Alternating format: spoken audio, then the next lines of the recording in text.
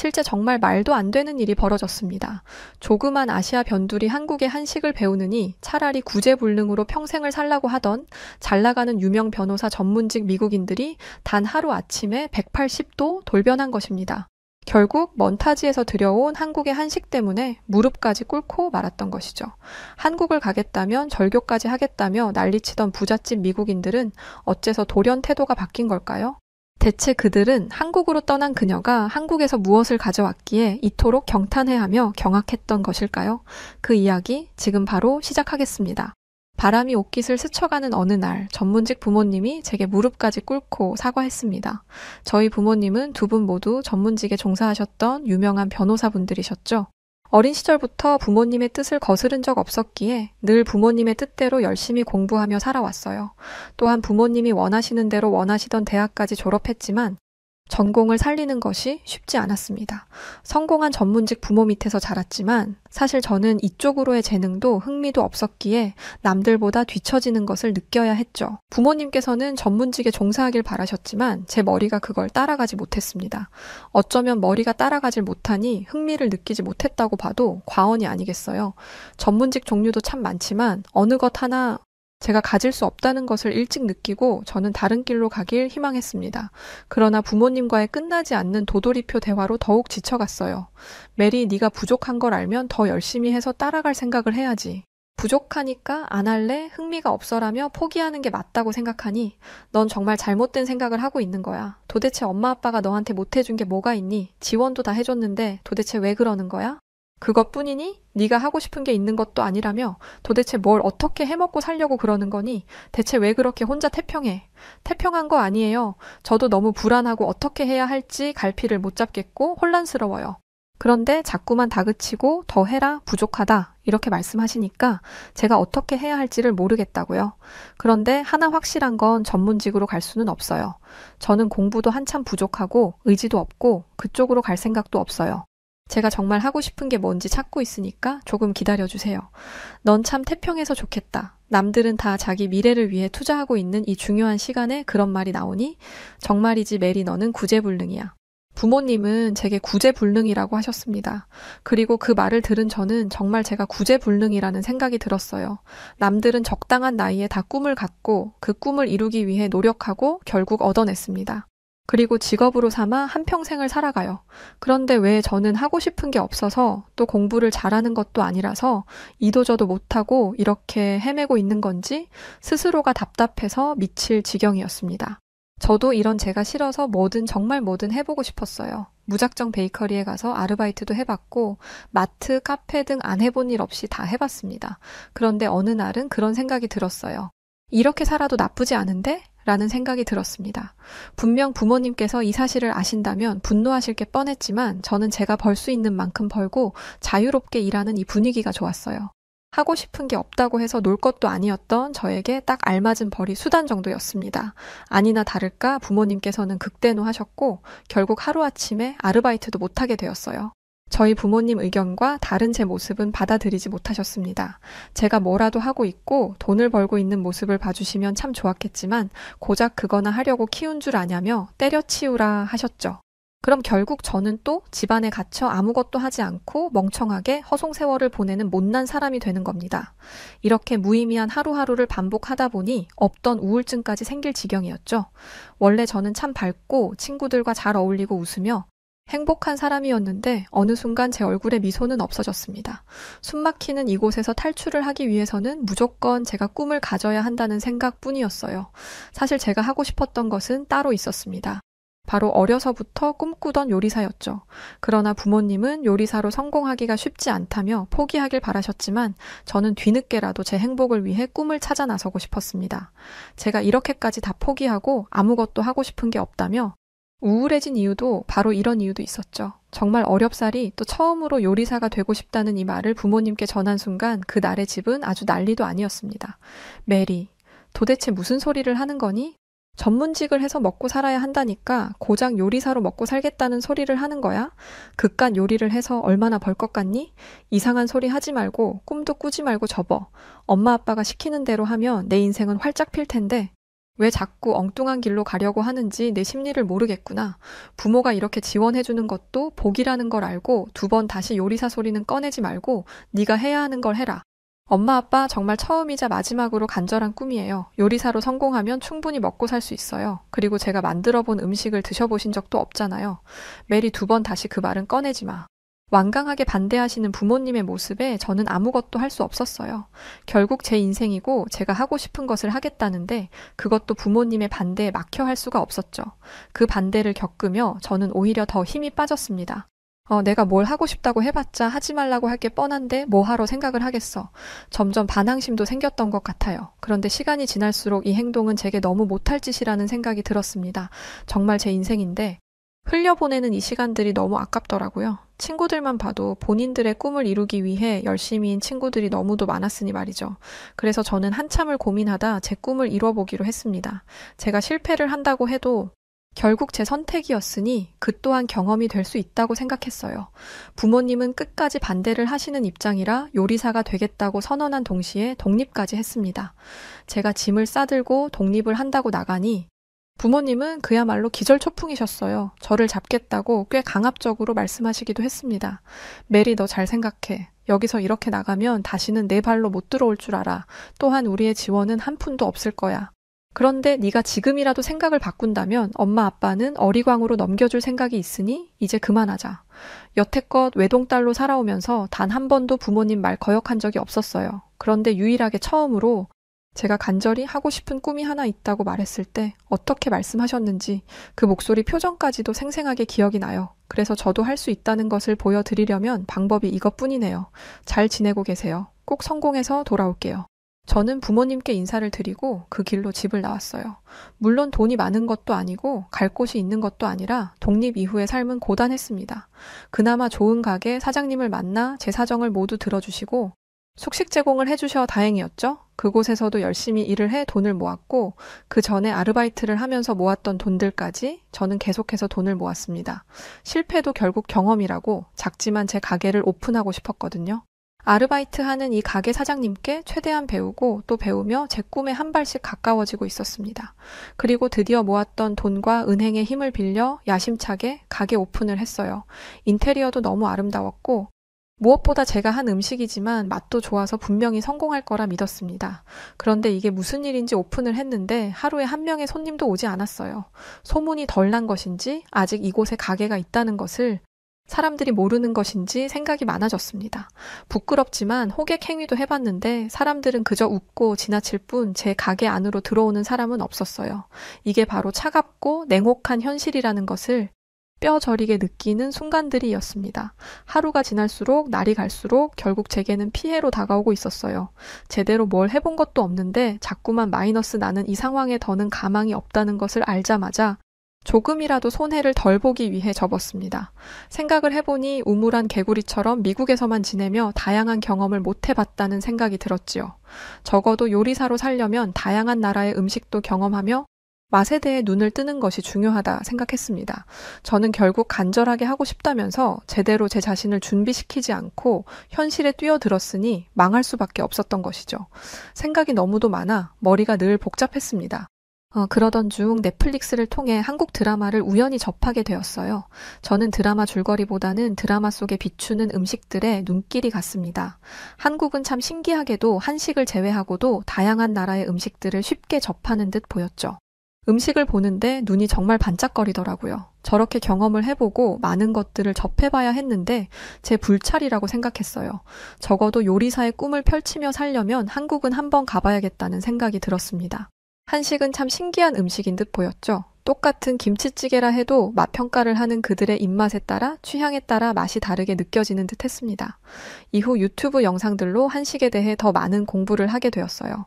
요즘 유튜브 영상에서 얻지 못하는 정보는 없으니 말입니다. 한식 레시피를 보고 먹는 모습도 보다 보니 결심이 섰습니다. 미국인이 미국에서 운영하는 한식당을 콘셉트로 잡았습니다. 다만 한식을 먹어본 적도 없었기에 저는 한국으로 시장 조사를 가기로 했어요. 망한 가게에 미련 두지 않고 빠르게 정리한 덕에 큰 피해를 보지 않고 어느 정도 여윳돈을 쥐고 있을 수 있었습니다. 저는 이 여윳돈으로 가게 재오픈 준비도 해야 했지만 같은 실수를 반복하지 않기 위해서 시장조사에 쓰는 돈을 아끼지 않기로 했어요. 한국에 갈 준비를 하는데 정말 설렜습니다. 그래, 이렇게 준비를 하고 가게 오픈을 했어야 하는데 내가 너무 섣불렀던 거야. 한국 가서 많은 것을 보고 배우고 와야지. 이번에 한국으로 가려는 이 선택이 내 인생의 전환점일 거라 난 굳게 믿어. 한국으로 시장조사를 가는 것은 제게 정말 많은 의미를 담고 있었어요. 난생 처음 외국으로 나가는 것에 대한 설렘과 이곳이라면 제가 정말 요리에 대해 많은 것을 느끼고 배울 수 있을 거라는 기대감이 있었습니다. 또한 다녀오고 나서 다시 확실히 준비를 거치고 오픈을 하면 비로소 성공할 수 있을 거라는 자신감까지 있었죠. 하루빨리 부모님께 성공한 모습을 보이고 싶은 마음은 잠시 뒤로 두기로 했어요. 자꾸만 그 마음이 시도 때도 없이 불쑥 튀어나오니 제가 진중하지 못한 것 같아서 말이죠. 그렇게 저는 어느 정도 계획을 세우고 방문한 한국이라 영상이나 인터넷 글에서 본 모습을 실제로 볼 때는 신기했습니다. 이를테면 세계에서 손꼽힌다는 인천공항의 모습을 처음 영상이 아닌 실물로 봤을 때 벅찼어요. 공항이 참 널찍하고 현대적인 최첨단 시설들이었습니다. 시간이 지나 기술이 더욱 발달하면 딱 이런 모습이겠구나 싶었죠. 공항에 도착해서 공항 내부를 누비며 다니는데 생각보다 외국인이 많아서 신기했습니다. 그리고 보니 한국 공항에는 영어나 일어, 중국어 표기가 되어 있었지요. 외국인이 관광하기에 이만큼 좋은 곳이 있을까 싶었습니다. 타국을 가면서 가장 큰 걱정 중 하나가 아무래도 의사소통이잖아요. 그런데 한국은 이런 부분에 있어 걱정할 이유가 없었습니다. 한국 사람들은 제2 언어로 대부분 영어를 선택한다고 해요. 어린아이들부터 성인들까지 영어로 소통하는데 무리가 없었습니다. 길을 헤매거나 뭔가 필요할 때 누구든 붙잡고 물어보면 영어로 답변을 해줬죠. 그런 모습들이 꼭 미국에 있는 듯해서 신기하게 느껴졌습니다. 문득 외국인에게 친절하지 않은 미국인의 모습이 떠올랐어요. 생각해보면 저 역시 외국인이 길을 묻거나 했을 때 굳이 친절하게 답변해주지 않았던 것 같습니다. 미국인은 그래요. 그들의 일 말고는 딱히 관심이 없고 인종차별도 심한 편이라 친절보다는 놀림에 가까운 상황 연출을 합니다. 미국도 외국인이 관광을 많이 오는 곳이긴 하지만 외국인이 와서 관광을 하기에는 불편한 곳이죠. 한국인들처럼 다가와 친절을 베풀지도 않고 그들의 일에 관심이 없으니 좋은 대답을 기대하기도 어렵습니다. 심지어 인종차별까지 하는 미국이라 외국인들에게는 정말 나쁘게 비춰질 수밖에 없는 곳이라 생각을 해요. 그러나 한국은 정반대였어요. 외국인이라 해서 불친절하거나 차별하지 않았습니다. 오히려 더 챙겨주려 했고 가벼운 대화를 이어가주는 센스가 돋보였어요. 한국에 홀로 왔지만 전혀 외롭지 않았습니다. 오히려 수많은 한국 친구들이 있는 것 같아서 기분이 좋았어요. 공항을 구경하다 시장조사 차원으로 서울에 있는 큰 시장 먹자골목을 선택했어요. 저는 택시를 이용해 곧장 이동을 했습니다. 여기서도 화들짝 놀랐어요. 택시 기사님 연세가 꽤 있으셨는데 역시 영어 소통이 가능했고 스몰 토크를 나눴습니다.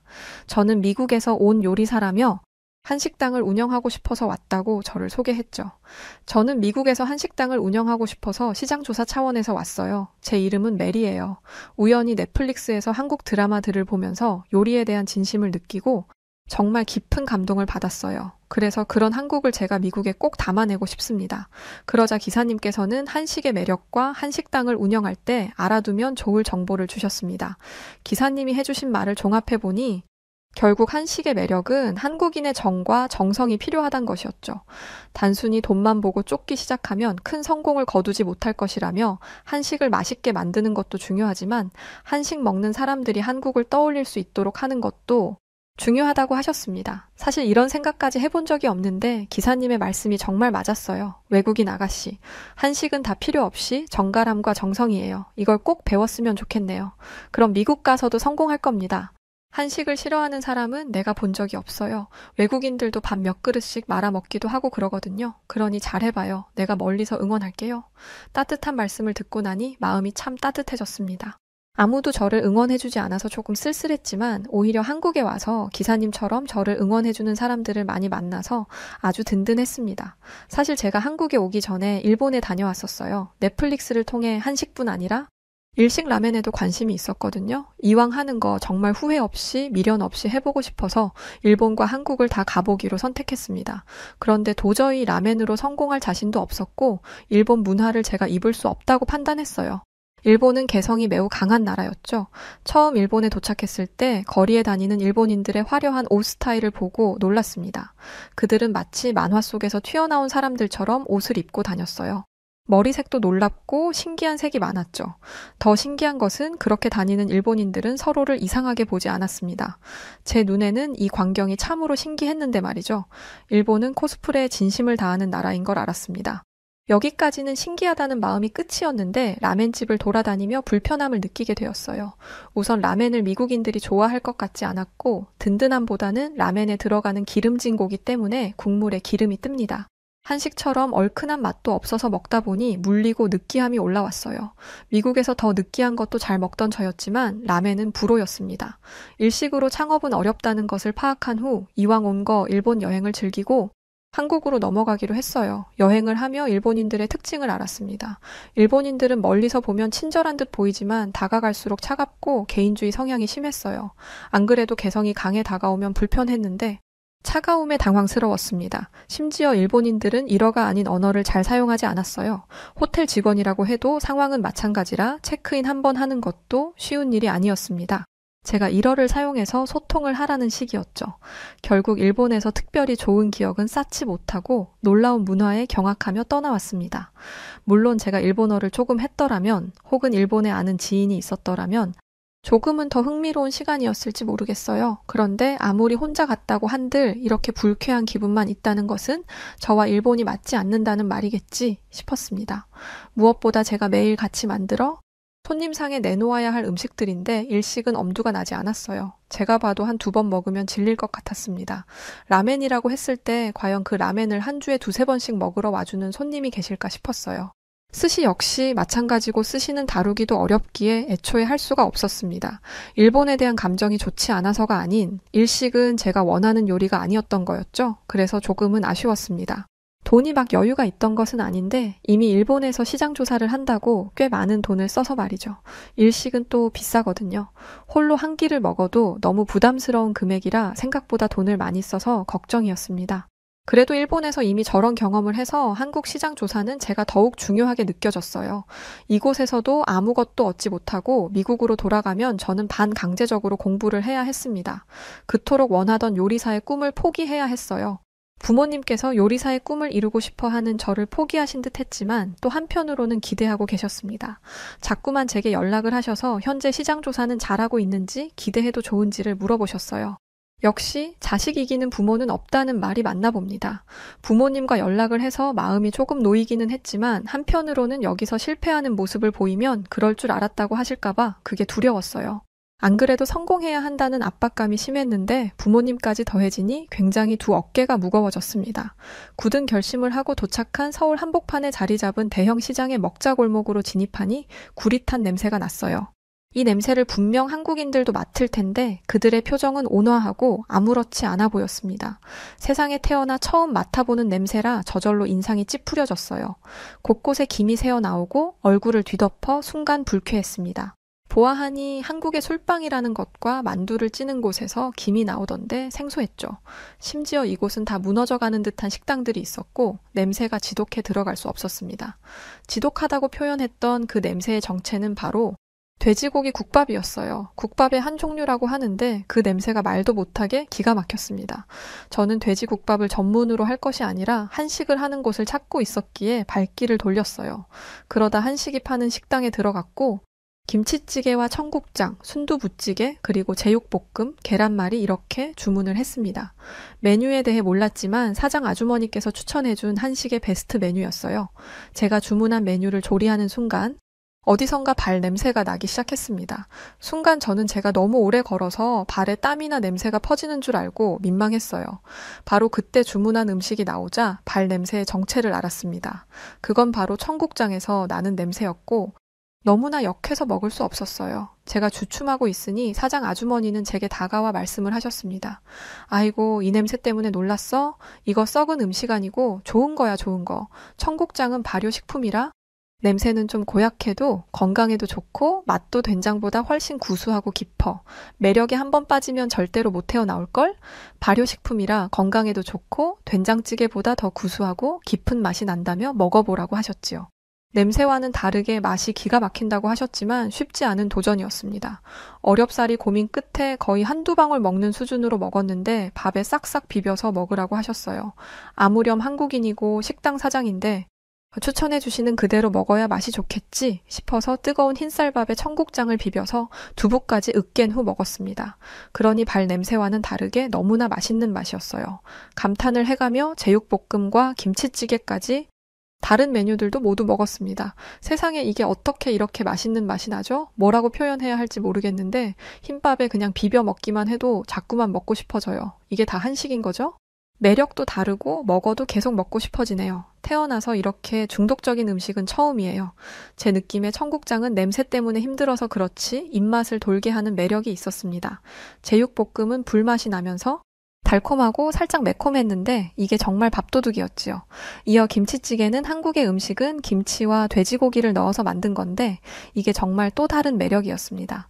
살짝 매콤하지만 은근히 달달하고 묘했어요.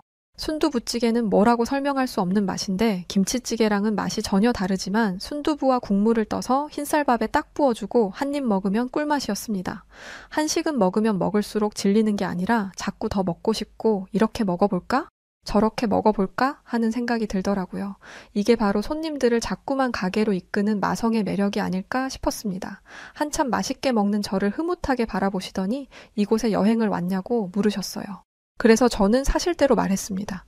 미국에서 한식당을 운영하고 싶은데 레시피도 모르겠고 메뉴 선정이 어렵다고 말이죠.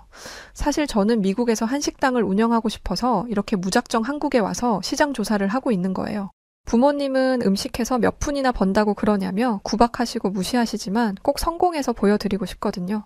그래서 너무 간절한 마음인데 이렇게 맛있는 음식을 먹을 수 있어서 너무 다행이고 감사드려요. 그러자 사장 아주머니께서는 제게 본인이 평생 가져온 이 레시피들을 알려주셨습니다. 저는 그 말을 잊을까 녹음을 했고 자세히 물어봤어요. 그리고 신기했습니다.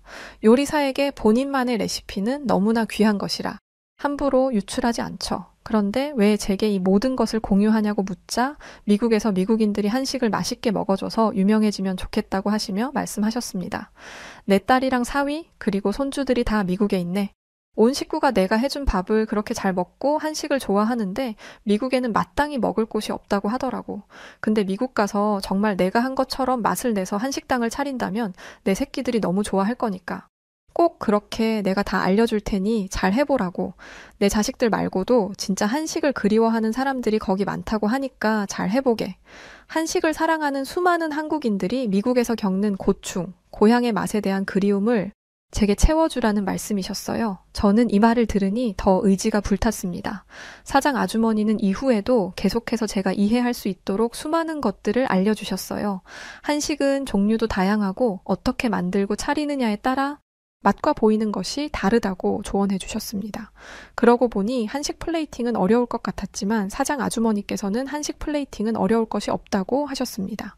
찌개 종류는 뚝배기를 이용해 시선을 잡고 제육볶음과 같은 메뉴에는 꼭 깨를 뿌려서 마무리하라고 해주셨어요. 말을 듣고 보니 충분히 정갈하고 보기 좋게 나갈 수 있겠구나 싶었습니다. 심지어 기본 서비스로 제공되는 반찬에 대해 아까워하지 말라고 하셨어요. 누군가는 이 반찬 중 한 가지 음식에 꽂혀 그 식당을 자주 오는 경우도 있다고 말입니다. 사장 아주머니와 대화를 나누다 보니 주변 식당 아주머니들이 모이기 시작했고 너나 할 것 없이 한식에 대한 정보를 공유해 주셨어요. 제게 이것도 먹어보라며 반찬들도 아낌없이 주셨습니다. 저는 한국인의 인심에 반했어요. 그들은 굳이 저한테 이렇게까지 해줄 이유가 없었지만 끝도 없이 제게 많은 정보를 줬습니다. 제가 나가는 순간까지도 말이죠. 과정도 매우 유쾌했고 즐거웠어요. 사장 아주머니는 영어를 잘하셔서 대화가 됐는데 모여든 다른 한국인 아주머니들은 영어를 잘 못하셔서 아주머니가 중간에서 통역하신다고 애먹고 웃으며 즐거운 시간을 보냈습니다. 그렇게 시장 조사를 성공리에 마치고 나니 모든 것이 선명해졌습니다.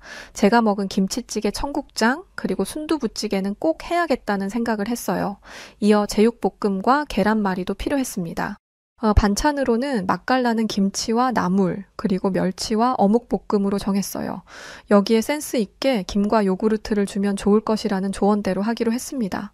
숙소로 잡은 에어비앤비로 돌아와 저는 하나씩 정리하기 시작했어요. 제가 묵은 에어비앤비는 방만 따로 쓰고 거실은 공용으로 쓰는 곳이었습니다. 그래서 외국인이 참 많았어요. 한참 공용 거실에서 노트북을 붙잡고 있는데 한 한국 남성이 제게 다가와 혹시 청국장을 먹었냐고 물었습니다. 그러고 보니 주변 외국인들이 저를 바라보는 시선이 곱지 않았어요. 저는 한국 남성에게 어떻게 알았냐고 묻자 딱 청국장 냄새라고 맛있었겠다고 했습니다. 뭔가 알아봐주니 반갑고 기분이 좋아서 그 한국인 남성에게도 제 이야기를 들려줬어요. 저는 미국에 한식당을 오픈하려고 시장조사 차원으로 한국에 왔어요. 꼭 성공할 거고 자신이 있어요. 오늘 한식당의 좋은 사장 아주머니를 만난 후 확신이 들었거든요. 처음에는 청국장 냄새를 맡고 기겁을 했는데 그 맛은 잊을 수가 없더라고요. 다들 꼭 먹어보면 좋겠어요. 혹시 미국에 온다면 언젠가 오픈할 제 가게에도 와주세요. 그러자 미국에서 청국장은 쉽지 않겠지만 냄새를 잘 잡으면 분명 좋아할 것이라는 말을 해줬습니다. 이어 인상을 찌푸리던 외국인들에게도 이것은 한국의 전통 음식인 청국장의 냄새라고 냄새와 맛은 다르다며 설명을 해줬어요. 그들은 다른 문화를 이해했고 계속 냄새를 맡다 보니 익숙해진다는 말까지 했습니다. 한국에서 남은 시간을 보내는 동안 한국인 남성의 도움을 받아 시장 조사를 더욱 다양하게 할 수 있었어요. 그렇게 미국으로 돌아와 저는 한식당 오픈을 했습니다. 한인이 아닌 미국인이 운영하는 한식당의 콘셉트로 많은 미국인들의 호기심을 자극했어요. 또한 한국 관광객들에게 입소문이 퍼져 성공리에 마칠 수 있었습니다. 드디어 요리사로서 살 수 있게 된 지금 저는 너무나 행복합니다. 그러나 여기서 끝이 아니었죠. 제게는 또 다른 일이 벌어졌습니다. 에어비앤비에서 함께 많은 시간을 보낸 한국인 남성과 사실 진지하게 교제를 하기로 했어요. 외국인을 사귈 생각은 전혀 해보지 않았지만 그는 정말 젠틀하고 신사적이었습니다. 다정한 모습에 반해 미국으로 돌아올 때 많은 눈물을 흘렸지만 이제는 그가 저를 위해 미국으로 와줬어요. 그는 이곳 제 식당에서 일을 하고 있으며 이제는 연인이 아닌 부부로 함께 하기 위해 결혼 준비 중입니다. 제게 한국은 그런 곳입니다. 제 꿈을 찾을 수 있도록 도와준 곳이고 제 평생의 배우자를 얻게 해준 감사한 곳이죠. 한국의 온정을 제대로 느끼고 올 수 있어서 감사했고 예비 남편이 한국인이라 자주 한국에 방문할 예정이라 더욱 기쁩니다. 저를 도와주신 한국 시장의 사장님들은 단순히 본인들의 레시피를 준 것이 아니라 전부를 주셨다는 것을 알기에 저는 미국에서 한식의 좋은 이미지를 쌓으려 노력할 것입니다. 또한 조만간 그 시장에 가서 한국 사장님께 이렇게 잘하고 있다는 것을 꼭 보여드릴 참이에요. 한국의 온정뿐 아니라 이 맛있는 한식이 널리 알려지길 바랍니다. 긴 글 읽어주셔서 감사합니다. 안녕하세요, 한국인 여러분. 처음으로 인사드립니다. 수줍은 마음이네요. 저는 폴리나라고 해요. 러시아에 살고 있는 20대 초반 여대생이죠. 저는 제가 한국과 이렇게 인연이 깊은지도 몰랐던 채로 살아왔던 사람인데요.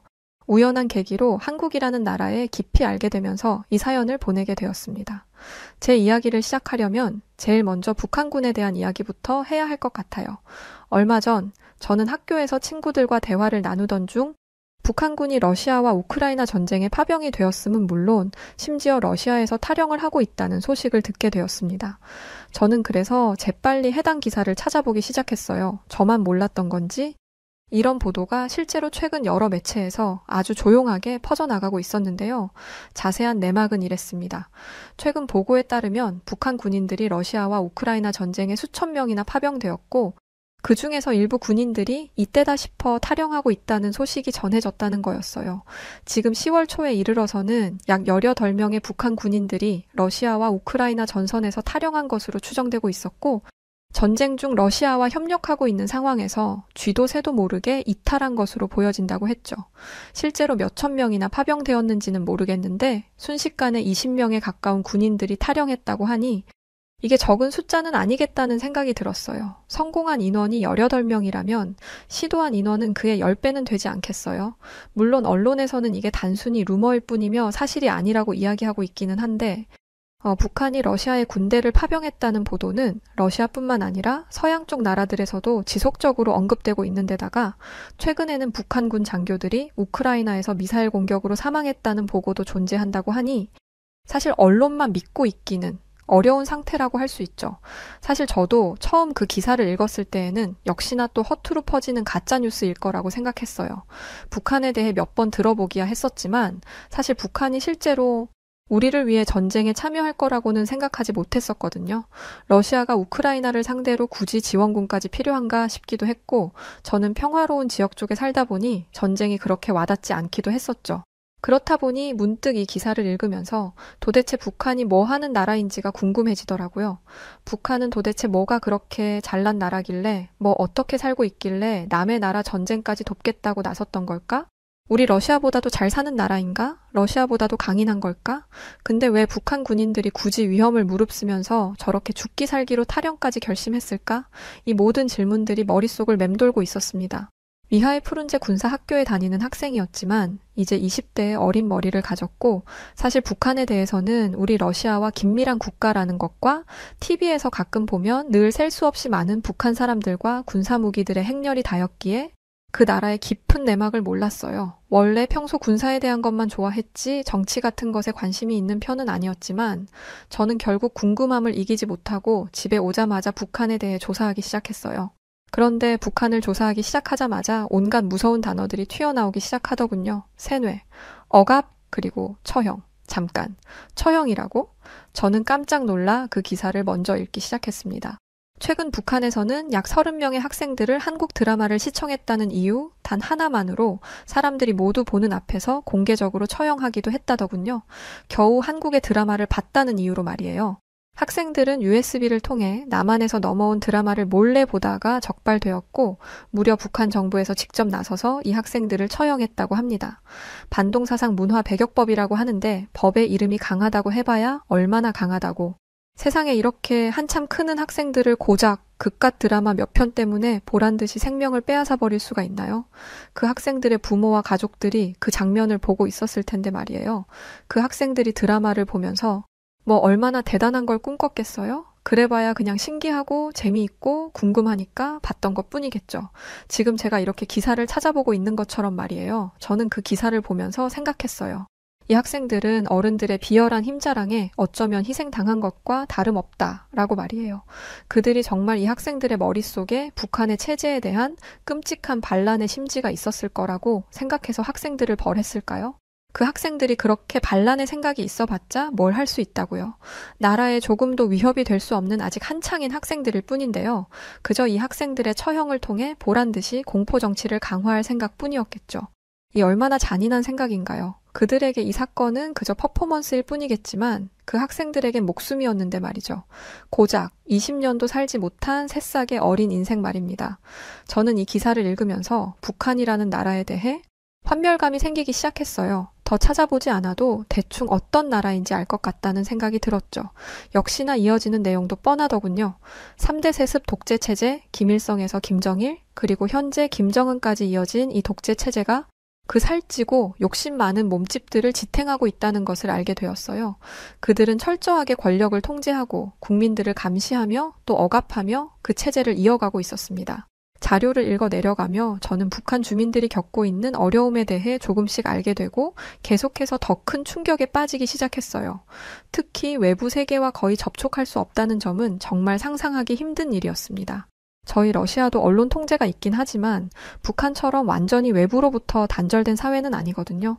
그곳에서는 사람들의 일상생활, 심지어는 사소한 행동까지도 감시되고 통제되는 사회라는 점에 더 놀랄 수밖에 없었어요.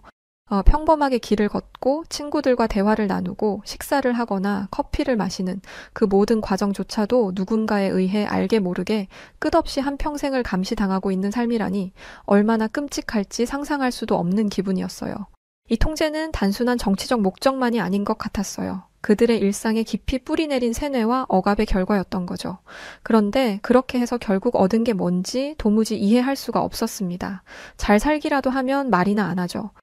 경제적인 측면에서도 북한은 정말 어려운 상황에 처해 있는 것을 알 수 있었습니다. 기근과 경제적 어려움이 반복되는 상황에서 북한 주민들이 생존을 위해 고군분투하고 있다는 사실도 알게 되었어요. 특히 북한에서 식량 부족이 얼마나 심각한 문제인지 알게 되었을 때 그곳 사람들의 삶이 얼마나 힘들지 가늠이 되지 않아 마음이 아팠습니다. 그제서야 알겠더군요. 왜 그들이 탈영을 감행할 수밖에 없었는지 말이에요. 고립된 체제 속에서 희망이 없는 삶을 사는 그들에겐 탈영이 어쩌면 그들에게 남은 마지막 선택지였을지도 모른다는 생각이 들었어요. 그런데 북한에 대한 자료를 읽다 보니 문득 그런 생각이 드는 거예요. 잠깐, 러시아도 사실 북한과 비슷한 부분이 있잖아? 하는 생각이요. 물론 우리와 북한은 완전히 다른 역사적 배경을 가지고 있긴 하지만 국가 체제가 일단 같으니까요. 괜히 군사적 긴밀 관계를 가지고 있는 게 아니겠죠. 그리고 북한과 러시아 모두 강력한 국가 통제를 유지하고 있는 나라라는 생각이 들었어요. 북한에서 정부가 주민들의 생활을 철저히 감시하고 통제하듯이 러시아에서도 언론과 정보가 정부에 의해 제한되고 있죠. 물론 러시아는 북한처럼 극단적인 수준의 감시는 아니지만 여전히 언론 자유가 부족한 나라이기도 해요. 제가 지금 자유롭게 인터넷을 사용하고 외국 미디어를 접한다고 생각하지만 사실 알게 모르게 저도 정치적 이슈에 대해서는 정부의 통제를 받고 있을 테니까요. 어쩌면 제가 알고 있는 이 모든 정보와 뉴스들도 사실은 다 가짜일 수도 있겠다는 생각도 한 번씩 들기도 해요. 정부가 국민들을 대상으로 거대한 넛지 작전을 하고 있는 건 아닐까 하는 의심이 들 때도 있죠. 넛지 작전이란 건 어떤 목적을 가지고 사람을 은근하게 자기가 원하는 결과를 행하도록 유도하는 것을 뜻하는데요. 뭔가 익숙하지 않으세요? 북한이나 우리 러시아처럼 정부가 국민들을 통제하는 나라들이 보통 이런 작전을 많이 쓰고는 하죠. 그러고 보니까 우리 러시아와 또 긴밀했던 중국이라는 나라도 비슷하네요. 저는 그동안 이런 걸 이렇게 깊게 생각해 본 적이 없었는데 북한 때문에 이런 사실을 20대인 이제 인지하게 되었다는 것에 내가 태어난 러시아에 대해 다시 한번 깊은 생각을 하게 되었습니다. 지금도 이렇게 전쟁 일으키고 사고 쳐서 다른 나라들이 우리 러시아를 경계하고 있는데 이러다가 우리도 서방 국가들한테 쫓기면서 점점 더 고립되고 억압당하게 되면 어떡하지? 하는 걱정의 마음이 들더군요. 특히 우리 러시아 푸틴 대통령은 반미주의의 자주적 독립을 외치면서 오히려 우리 국민들을 고립시키는데 일조하고 있으니까 말이죠. 북한을 조사하면서 러시아와 북한 사이의 유사성을 느끼게 되니 러시아의 미래에 대해서도 생각해보지 않을 수 없었어요. 그리고 깨달았죠. 우리 러시아도 이제 변화가 필요하다는 생각 말이에요. 더 이상 고립되고 통제된 사회가 되어선 안 된다는 생각이 들었어요. 북한과는 다른 길을 가야 한다. 그래야 살아남는다. 이런 결론이 내려졌죠. 물론 이미 늦었을지도 모르겠지만 말이에요.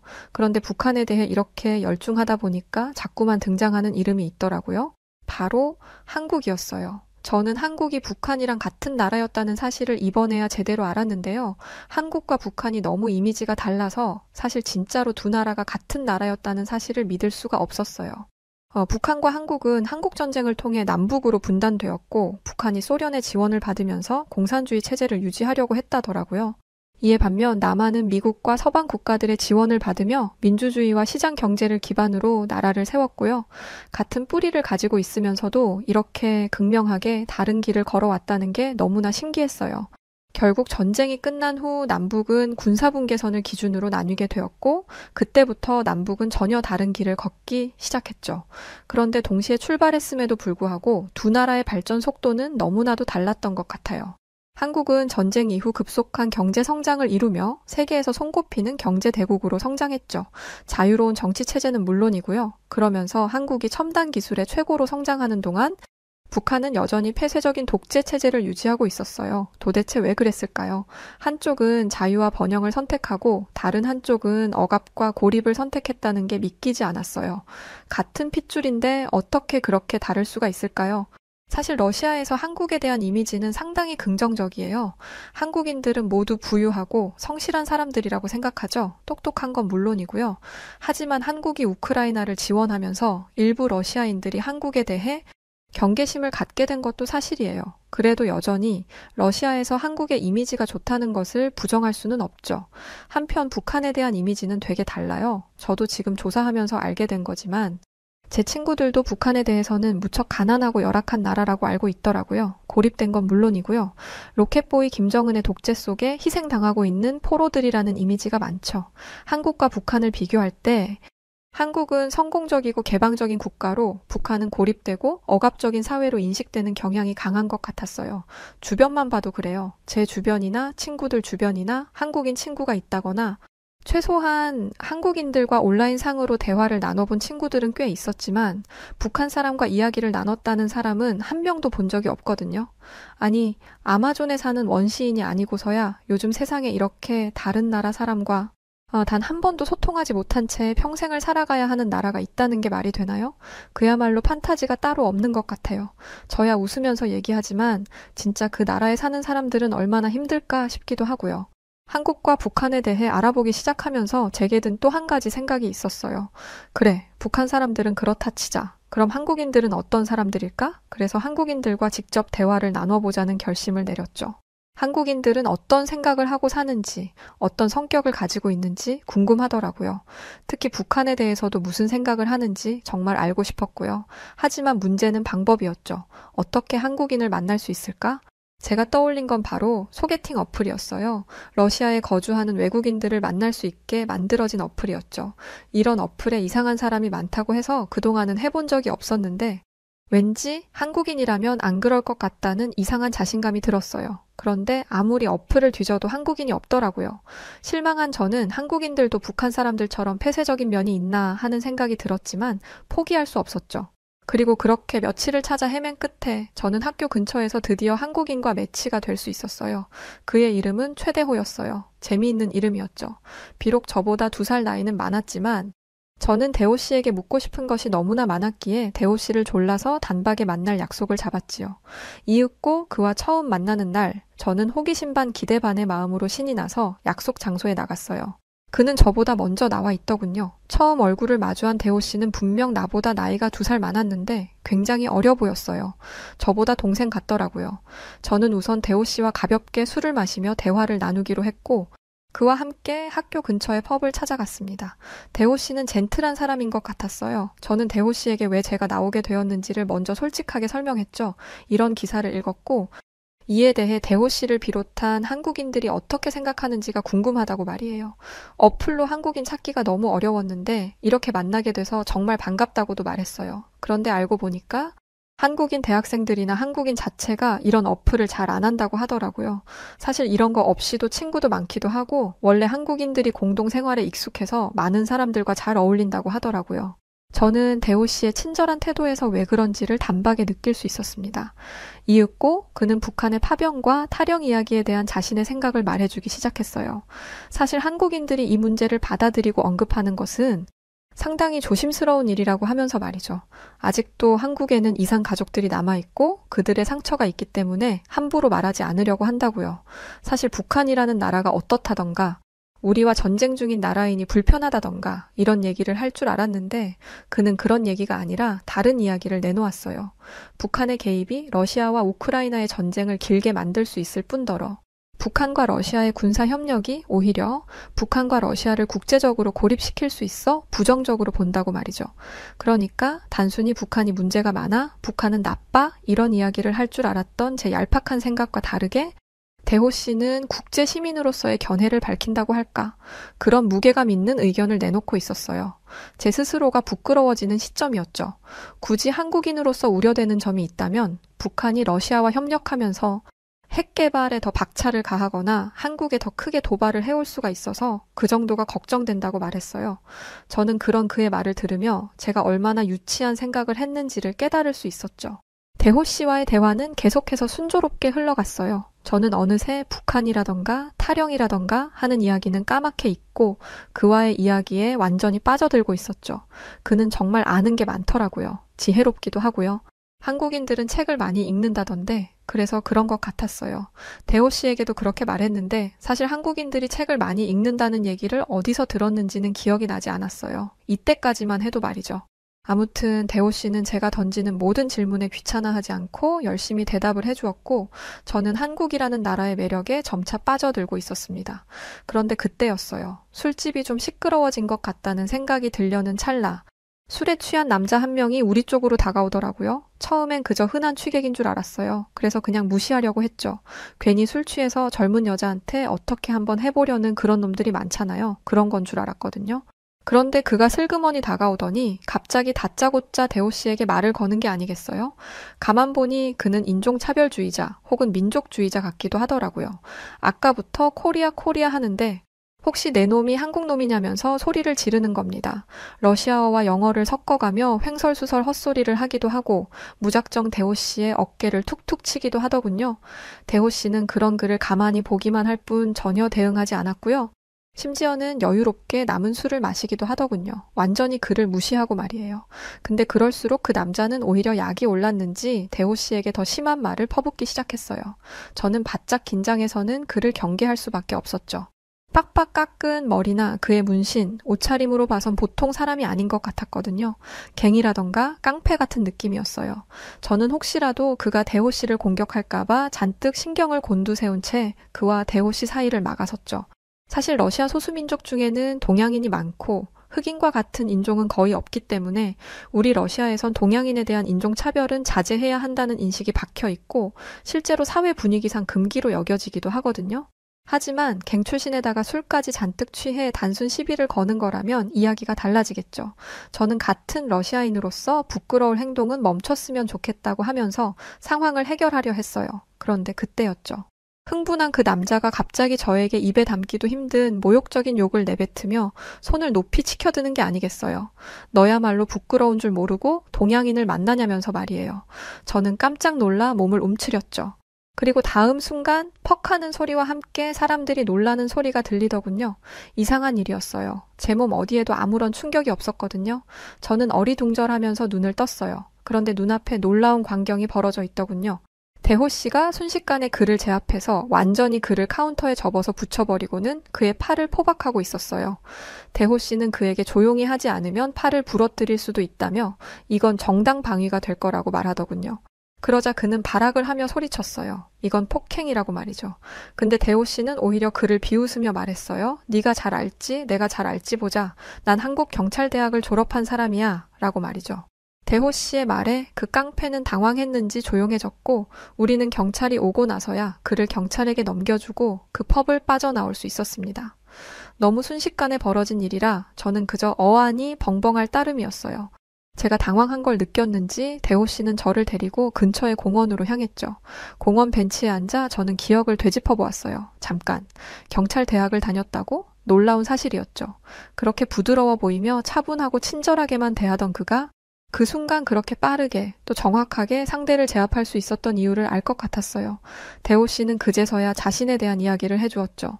생각해보니 제가 온통 한국이나 북한, 러시아에 대한 것만 물어봤지 정작 대호 씨 자신에 대한 이야기는 묻지 않았더라고요. 민망했죠. 대호 씨는 원래 한국에서 경찰대학교를 다녔었고 졸업 이후 공부하고 싶은 게 더 생겨 경찰이 되기 전 러시아에 왔다고 하더군요. 러시아어도 배우고 새로운 도전을 이어가고 있다고 웃는 그는 조금 전 술집에서의 사람과 완전히 다른 사람 같았어요. 대호 씨는 한국에서 배웠던 경찰대학 훈련에 대해 이야기해주면서 한편으로는 자기가 경찰대 출신이 아니었어도 그런 상황이었다면 아마 나섰을 거라고 말하더라고요. 한국인들은 원래 자기가 당하는 한이 있어도 자기 친구가 당하는 꼴은 절대 못 본다면서 말이에요. 대호 씨는 자기 친구들을 보여주겠다며 인스타그램을 켜서 사진을 보여주었어요. 대호 씨가 한국에 있던 시절에 경찰대를 다니면서 찍은 사진인 것 같았죠. 사진 속 대호 씨와 친구들은 아주 늠름하고 멋지더군요. 그런데 제 눈을 사로잡은 건 따로 있었습니다. 바로 그의 경찰복에 새겨진 태극 문양이었어요. 그 순간 주마등처럼 제 눈앞에 어릴 적 기억 하나가 순식간에 스쳐 지나갔습니다. 아주 선명하게 말이에요. 가난했던 제 어린 시절, 저희 집 옆에는 한 아저씨가 살고 있었어요. 그분은 항상 조용하고 다정한 분이셨죠. 일하느라 바쁘셨던 부모님은 이따금씩 저와 동생을 그 집에 부탁하고 급하게 일을 나가시고는 했었어요. 아이가 없이 부부 두 분이서만 사시던 그 집의 아저씨는 저희 남매를 정말 예뻐해 주셨죠. 저는 그 아저씨의 집에 자주 오가면서 특히 그분의 책 읽는 모습을 참 많이 봤던 것 같아요. 저는 여기서 왜 제가 한국인들은 책을 많이 읽는다는 생각을 갖게 되었는지를 떠올렸답니다. 바로 그 아저씨가 한국 분이셨던 거예요. 그때는 사실 어렴풋이 아저씨가 어디 사람이지? 러시아 사람은 아닐 텐데? 이 정도로만 알고 있었지만 지금 생각해보니 그분의 집에 항상 걸려있던 그 국기가 바로 태극기였다는 사실을 대호 씨의 사진을 보고 문득 이제야 깨달을 수 있던 거였죠. 대호 씨의 경찰복에서 본 태극 문양을 보고 말이에요. 어린 시절에는 그냥 예쁜 무늬다, 알록달록하다 정도로만 생각했는데 그게 이렇게 멋진 한국의 정체성이었다니 새삼스럽게 경이로운 기분을 느낄 수 있었어요. 그뿐만이 아니었어요. 사실 아저씨에 관련된 진짜 특별한 기억은 따로 있었죠. 그 날은 참 춥고 배고팠던 날이었어요. 저는 엄마에게서 용돈을 받지 못한 채 집에서 멀지 않은 슈퍼를 지나가고 있었습니다. 슈퍼 안에서 과자 냄새가 나는 것 같아 발길이 멈추고 말았죠. 쿠키였던가? 그랬던 것 같아요. 그저 배고픈 어린아이였던 저는 그때 참 어리석게도 과자를 몰래 훔치기로 결심하고 말았어요. 그리고 아무도 보지 않을 거라고 생각했던 순간 손이 과자에 닿았고 저는 급히 밖으로 도망치려 했습니다. 하지만 어림없었죠. 잽싸봐야 저는 작은 꼬마였을 뿐이니까요. 슈퍼 주인은 금방 제 도둑질을 눈치챘고 저는 제대로 도망도 못 쳐본 채 그 자리에서 현행범으로 붙잡히고 말았어요. 그때 그 주인 아저씨의 화난 목소리가 아직도 생생하네요. 너무 무서웠거든요. 주인 아저씨는 제가 훔친 쿠키를 다시 뺏어들며 크게 화를 내고 저를 꾸짖었어요. 작은 가게를 운영하던 그 주인에게는 그 과자 하나조차도 소중했던 걸까요? 어린아이인 저를 훈육하려고 했던 것일 수도 있고요. 하지만 아무것도 모르겠고 그저 겁에 질려 몸을 움츠려 있던 저는 그 자리에 서서 아무 말도 할 수가 없었어요. 머릿속은 하얗게 변했고 어떻게든 그 순간을 모면하고 싶은 마음뿐이었죠. 눈물만 흘렸던 것 같아요. 그런데 바로 그때 그 한국인 아저씨가 등장했어요. 길을 지나던 중이었던 그는 울고 있는 저를 보고 조용히 다가와서는 슈퍼 주인에게 차분한 목소리로 이야기를 건넸죠. 아이가 그저 배가 고파서 그랬나 봐요. 제가 아이에게 쿠키를 사주기로 했는데 깜빡하고 용돈을 못 주었네요.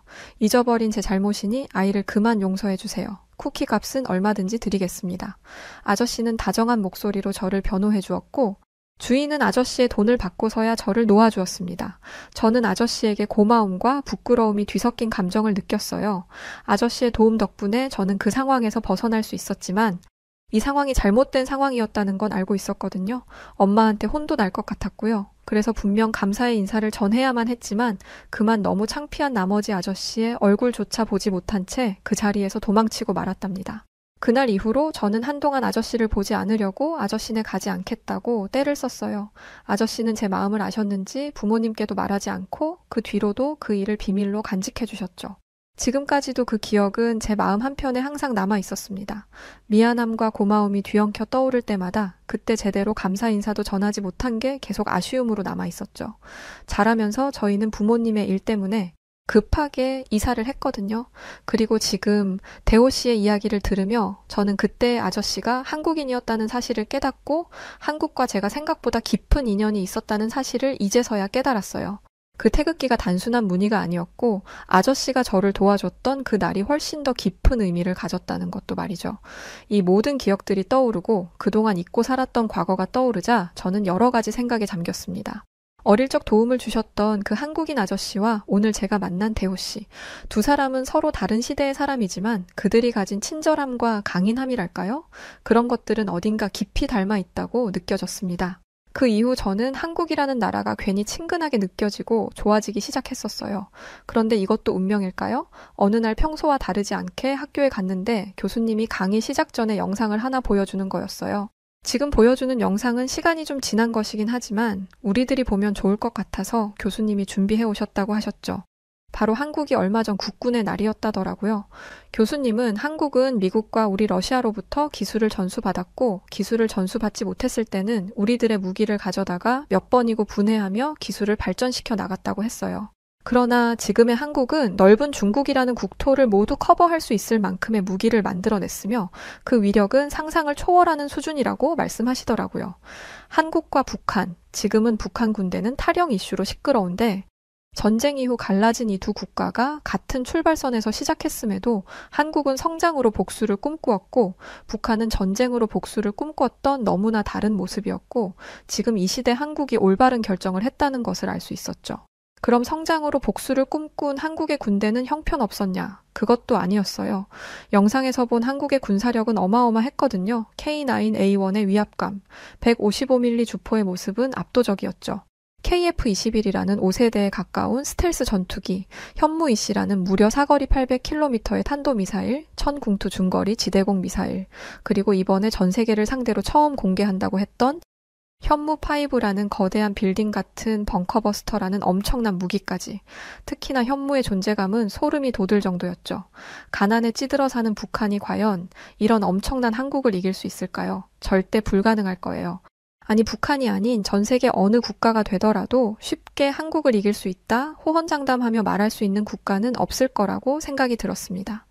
저는 이런 한국인 남자 대호 씨와의 관계도 계속 가지고 있어요. 처음엔 한국에 대한 호기심에서 시작된 만남이었지만 이제는 진정한 친구가 된 것 같았죠. 우리는 계속해서 서로의 문화와 생각을 나누고 있어요.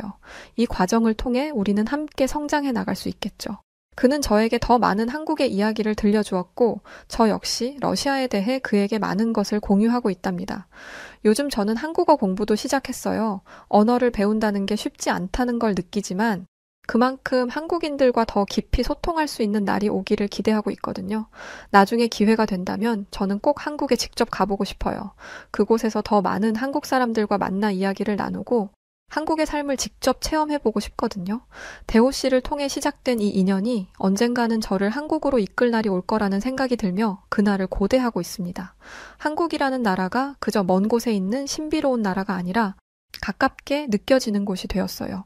사람은 모두 다른 배경과 이야기를 가지고 있지만 그 안에 있는 인간적인 따뜻함과 공감이라는 것은 모두에게 똑같은 것이니까요. 앞으로도 저는 새로운 만남과 경험을 통해 더 많은 것들을 배우고 저 자신도 더 나은 사람으로 성장해 나가고 싶습니다. 한국과의 이 소중한 인연을 계속 이어나가면서 말이에요. 제 이야기를 들어주셔서 감사합니다. 네, 이렇게 오늘의 사연이 끝났습니다. 한국인들 하면 또 의리와 정을 빼놓을 수 없긴 하죠.